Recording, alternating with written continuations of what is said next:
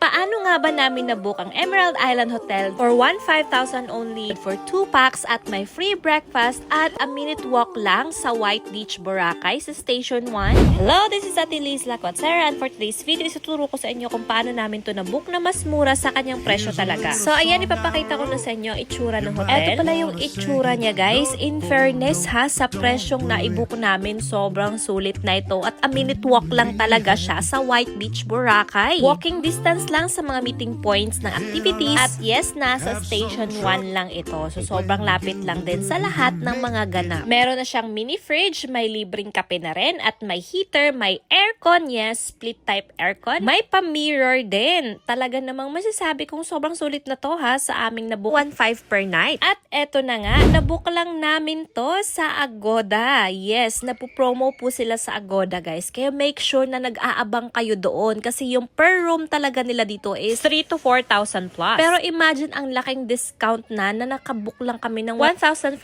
per night. At ito na nga yung sinabi ko sa inyong, walking distance lang talaga siya sa White Beach, Boracay. Katapat lang niya Astoria, Boracay din na hotel. At ayan, very, very sulit talaga yung pag-book namin dito sa kanya. Kaya ikaw na may plano mag-Boracay soon, make sure na mag-abang ka sa promo sa Agoda, even sa Klook, guys, nagpro-promo sila. Syempre, kailangan natin maging wais sa pag-book ng mga hotel natin dito sa Boracay kasi alam naman natin na sobrang mahal ng mga hotels talaga dito. At kung gusto mo naman ng less crowded, perfect talaga ang Station 1 for you. And sobrang lapit lang din naman niya sa Station 2. Onting lakad lang makakarating ka na rin sa Station 2. At as what I have said a while ago, sobrang lapit lang dito sa mga meeting points ng mga activities kasi dito halos talaga yung meeting points, lalo na sa under biyahe. At yes, kita nyo naman kung gaano ka less crowded ang Station 1. Kaya ngayon, alam nyo na pwede kayong makapag-book ng sobrang murang hotel basta mag-abang-abang lang kayo sa promo sa Agoda at Klook.